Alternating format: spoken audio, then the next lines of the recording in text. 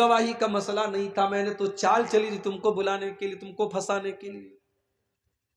اب تو 7 دروازے بند ہیں، تمہیں بھاگنے کا کوئی راستہ نہیں۔ اب 3 چوائس تمہارے سامنے ہے، یا تو میرے ساتھ زنا کرو، یا تم اس بچے کو قتل کرو، یا تم اس بوتل کی شراب میں سے ایک گلاس، ایک پیالہ تم شراب پی لو۔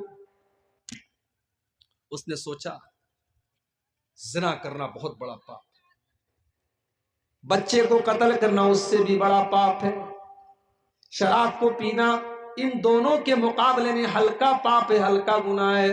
اس نے کہا ٹھیک ہے، تم اس بوتل میں سے ایک پیالہ شراب مجھے دے دو۔ ایک پیالہ شراب اس نے پی، نشہ چڑھا، اس نے ایک اور پیالہ نکالا، اس کو پیا اور نشہ چڑھا، یہاں تک کہ اس نے پوری بوتل خالی کر دی۔ اور جب شراب کے نشے میں دھت ہو گیا، اس نے اس عورت کے ساتھ زنا بھی کر لیا اور اس معصوم بچے کا قتل بھی کر دیا۔ عثمان غنی کہتے ہیں، وہ لوگوں اس شراب سے بچو، جس دل کے اندر شراب کی لت لگ جائے گی اس دل کے اندر ایمان اور شراب کی لت اکٹھا نہیں ہو سکتی۔ میرے پیارے ساتھیوں، آج کتنے مسلمان ہیں جو شراب پی رہے ہیں اور آج ان کے گھر والے عاجز ہیں، ان کے بیوی بچے پریشان ہیں۔ شراب کی اس لت کی وجہ سے آج وہ نہ اپنے بچوں کا دھیان رکھ پا رہے ہیں، نہ اپنی بیوی کا دھیان رکھ پا رہے ہیں۔ میرا نبی تو ان گندگیوں سے تم کو بچانے آیا تھا۔ یامرہم بالمعروف، میرا نبی تو تم کو نیکیوں کا حکم دینے کے لیے آئے تھے، وینہاہم عن المنکر، تم کو برائیوں سے روکنے کے لیے آئے تھے۔ دنیا کی جتنی برائیاں ہیں اللہ کے نبی تمام برائیوں سے روکنے کے لیے آئے تھے، اور جتنے اچھے کام ہیں، جتنے نیکی کے کام ہیں، اللہ کے نبی ان نیکی کے کاموں کو بتانے کے لیے آئے تھے۔ نبی کی سیرت اٹھا کے دیکھو، آپ جو بات بیان کرتے تھے اس کے اوپر خود پورا عمل کرتے تھے۔ اگر آپ نے دنیا والوں سے یہ کہا کہ اپنی زبان سے تم جھوٹ نہ بولو، تو میرے نبی نے خود ایسی زندگی گزار کر کے دکھائی کہ آپ نے کبھی جھوٹ نہیں بولا، آپ کے اوپر کبھی جھوٹ کی تہمت نہیں لگائی گئی۔ آپ نے اگر لوگوں کو ایمانداری کا سبق دیا تو میرے نبی نے پوری زندگی ایمانداری کی گزاری۔ اگر آپ نے لوگوں کو وعدہ پورا کرنے کی شکشا دی تو میرے نبی نے کبھی وعدہ خلافی نہیں کی۔ آپ کی زندگی میں قول و عمل میں تضاد نہیں ہے، آپ کے کردار میں اور آپ کی گفتار میں فرق نہیں ہے۔ جو زبان سے کہا اس کے اوپر عمل کر کے دکھایا۔ اپنی امت سے کہا کہ 5 ٹائم کی نماز پڑھو، ہو سکے تو تہجد کی بھی پڑھ لو، کمپلسری نہیں ہے، ضروری نہیں ہے، انیواریہ نہیں ہے۔ اپنی امت سے کہا کہ 5 ٹائم کی نمازیں پڑھو، اور میرے نبی کا حال یہ تھا کہ رات رات بھر تہجد پڑھا کرتے تھے اور اتنے لمبے لمبے قیام کیا کرتے تھے کہ آپ کے پاؤں میں سوجن آ جایا کرتی تھی۔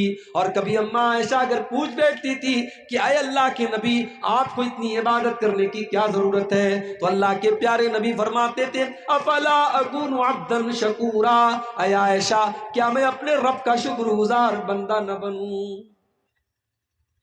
تو میرا نبی نیکیوں کا حکم دیتا ہے اور برائیوں سے روکتا ہے۔ وَيُحِلُّ لَهُمُ الطَّيِّبَاتِ، اور میرے نبی تم کو پاک چیزوں کو حلال کرتے ہیں تمہارے لیے۔ وَيُحَرِّمُ عَلَيْهِمُ الْخَبَائِثِ، اور ناپاک اور گندی چیزوں کو تمہارے لیے حرام کرتے ہیں۔ میرے پیارے بھائیوں، اللہ کے نبی کی جو شریعت لے کر کے آپ آئے وہ شریعت کتنی پیاری شریعت ہے۔ ہم جتنی حلال چیزیں، ہمارے جتنے کھانے کے لائق چیزیں وہ ہم کھا سکتے ہیں، اور جتنی حرام چیزیں وہ ہم کو نہیں کھانا ہے۔ جانور تو بکرا بھی ہے، بکری بھی ہے، اور جانور کتا بھی ہے۔ بکرا بکری حلال ہے، کتا حرام ہے۔ کھانے والے کتے کو بھی کھاتے ہیں، سور کو بھی کھاتے ہیں، مگر ہمیں سور کو دیکھ کر کے گھن آتی ہے، کتے کو دیکھ کر کے گھن آتی ہے۔ ہمیں لگتا ہے کہ یہ خبیث جانور ہے، یہ ناپاک جانور ہے، یہ حلال ہوتا تو کتنی مشکل ہوتی۔ اللہ کے نبی جو شریعت لے کر کے آئے اس میں کوئی گندی اور خبیث چیز ہمارے لیے حلال نہیں کی گئی، اور کوئی پاک چیز حرام نہیں کی گئی۔ جتنی پاک چیزیں وہ حلال ہیں، اور جتنی خبیث اور ناپاک چیزیں وہ حرام ہیں۔ جب کورونا وائرس آیا تھا اس دور میں سب سے پہلے چائنا سے اس کی شروعات ہوئی.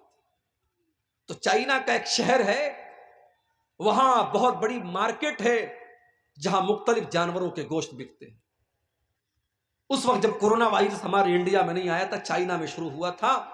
اس دور میں میں نے یوٹیوب کے اوپر ایک ویڈیو دیکھا چائنا کی اس مارکیٹ کا، کہ دیکھوں وہاں کیا کیا لوگ کھاتے ہیں. یقین مانیے اگر وہ ویڈیو آپ دیکھ لیتے، کوئی کمزور دل اور دماغ کا آدمی دیکھ لیتا تو شاید الٹی کر دیتا. سانپ کھا رہے ہیں، سانپ کھا رہے ہیں، چوہے کھا رہے ہیں، چھپکلی کھا رہے ہیں، جو سمجھ میں آ رہا ہے وہ کھا رہے ہیں. وہ منظر دیکھ کر کے طبیعت میں اتنی گھن آئی میرے بھائی، دل نے اللہ کا شکر ادا کیا کہ اے اللہ تو نے کتنا بہترین مذہب ہم کو دیا، تو نے کتنا بہترین دین ہم کو دیا کہ ہم وہی چیزیں کھاتے ہیں جو آسانی سے ہم کھا سکتے ہیں، جو ہمارے لیے پاک ہیں، حلال ہیں، اور حرام چیزوں سے تو نے ہم کو دور رکھا. اللہ کے نبی جو شریعت لے کر کے آئے، اس شریعت کی یہ وشیشتا ہے، یہ خاصیت ہے. وَيُحِلُّ لَهُمُ الطَّيِّبَاتِ، حلال چیزیں، پاک چیزیں تمہارے لیے حلال کی گئیں اور گندی اور ناپاک چیزیں حرام کی گئیں. لیکن اب حلال اور حرام کے بیچ میں ایک نیا مسئلہ چلا ہے، مکروہ کا. سگریٹ کیا ہے؟ کچھ لوگ کہتے ہیں مکروہ ہے. مکروہ ہے اسلام میں. مکروہ کس کو کہتے ہیں؟ مکروہ مستحب کا الٹا ہے. مثال کے طور پہ کھڑے ہو کر کے پیشاب کرنا مکروہ ہے. اگر کوئی مجبوری نہ ہو تو اچھی چیز نہیں ہے، بیٹھ کر کے پیشاب کیجیے. ہاں اگر کوئی ایسی جگہ ہے کہ وہاں کھڑے ہو کر کے ہی پیشاب کرنا ہے، بیٹھ کر کے کریں گے تو کپڑا اور گندا ہونے کا ڈر ہے، تو وہاں جائز ہے آپ کے. مسجد میں داخل ہونے کے ٹائم داہنا پاؤں اندر ڈالنا یہ مستحب ہے.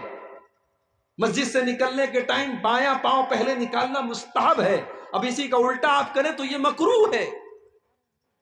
مکروہ حرام اور حلال کے بیچ کی کوئی چیز نہیں ہے میرے بھائی. سگریٹ کا مسئلہ آیا ہے، بیڑی کا مسئلہ آیا، تمباکو کا مسئلہ آیا. کچھ لوگوں نے اپنا الو سیدھا کرنے کے لیے کہہ دیا مکروہ ہے. ہم نے کہا مکروہ کیسے ہو گیا؟ بولے قرآن میں کہاں لکھا ہے کہ سگریٹ حرام ہے؟ حدیث میں کہاں لکھا ہے سگریٹ حرام ہے؟ میں نے کہا قرآن میں نہیں لکھا ہے کہ سگریٹ حرام ہے، مگر کیا قرآن میں یہ نہیں لکھا ہے وَلَا تُلْقُوا بِأَيْدِيكُمْ إِلَى التَّهْلُكَةِ، اپنے آپ کو ہلاکت میں نہ ڈالو، آتم ہتیا نہ کرو، خودکشی نہ کرو. سگریٹ پینے والا اپنے آپ کو بھی ہلاکت میں ڈال رہا ہے، اور جتنے لوگوں تک اس کا دھواں پہنچ رہا ہے وہ سب کو کینسر کا اور دمے کا بیماری میں ڈال رہا ہے. اور سب سے بڑی بات یہ ہے، بیڑی پینے والا مسجد میں جب آپ کے بغل میں کھڑا ہوتا ہے تو وہ 3-4 آدمی کے بعد بھی اگر وہ کھڑا ہوگا تو آپ کو بدبو آ جائے گی کہ کوئی سگریٹ اور بیڑی پینے والا آپ کے بغل میں کھڑا ہے. جب اللہ کے نبی نے یہ فرمایا کہ لہسن اور پیاز، کچا لہسن اور کچی پیاز کھا کر کے کوئی مسجد میں نہ آئے تو کہ فرشتوں کو اس سے تکلیف ہوتی ہے.